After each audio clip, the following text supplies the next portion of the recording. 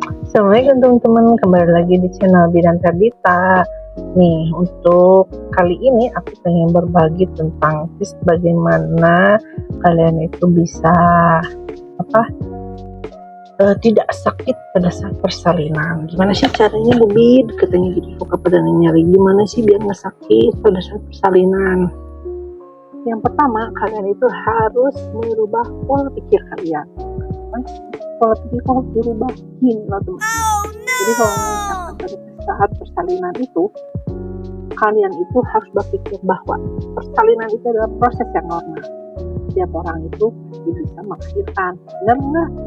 Kalian tidak akan diberikan amanah berupa anak kalau misalkan Allah tidak mempercayakannya ke kalian. Seperti itulah teman-teman. Jadi kalian untuk melalui proses itu. Persalinan normal dengan persalinan sesar itu sangat menguntungkan persalinan normal, teman-teman. Tentu saja harus dilihat juga indikasinya seperti apa, teman-teman. Satu, persalinan ya biar nggak sakit itu tadi kan kita udah bahas tuh apa tadi, pola pikir. Nah, kita punya baik itu berarti kita bisa mengeluarkannya. Satu itu aja. Dan kalian harus punya mindset bahwa persalinan itu semua fisiologis apa?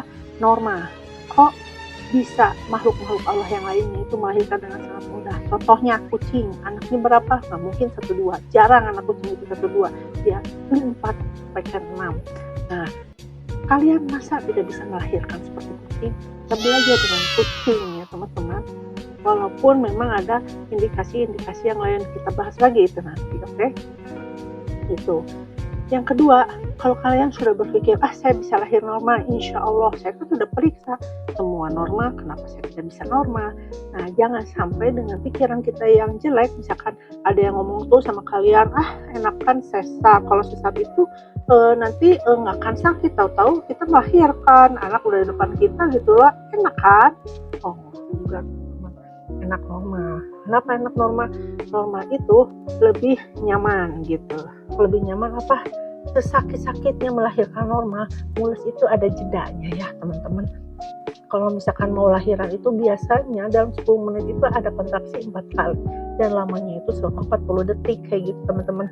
Kalau kalian melahirkan dengan cara sesar, sudah melahirkan si obatnya itu sudah hilang, kalian itu harus menahan sakit terus dan menerus. Gak ada jedanya, harus dirasain itu teman-teman, walaupun kalian sudah minum obat nyeri. Seperti itu teman-teman ya. Jadi persalinan normal itu persalinan yang sangat menguntungkan bagi perempuan. Kenapa? Karena proses penyembuhannya juga lebih cepat. Untuk pengalaman aku sendiri, saya itu mempunyai anak 3 lah teman-teman. Lahir normal 2, lahir sesar pertama. Menurut pengalaman pribadi saya sendiri sebelum saya membagikan ke pasien, lahir normal itu lebih nyaman. Apalagi kalau nggak dijahit. Saya itu sudah melahirkan, sudah bisa jalan-jalan. Itu lahir yang normal. Anak kedua saya, anak yang pertama saya karena dijahit lumayan, ya sehari 2 hari udah sembuh lah, insyaallah, atau 3 hari lumayan. Tapi kalau persalinan yang secara sesar, saya sendiri, saya sebagai seorang bidan, kalau misalkan ada yang partus lagi atau melahirkan di saya harus menolong lagi. Bayangin sama teman-teman, aduh sakitnya, masya Allah. Teman-teman, semangat lahir normal. Kalau kalian bisa normal, kenapa harus sesar ya teman-teman?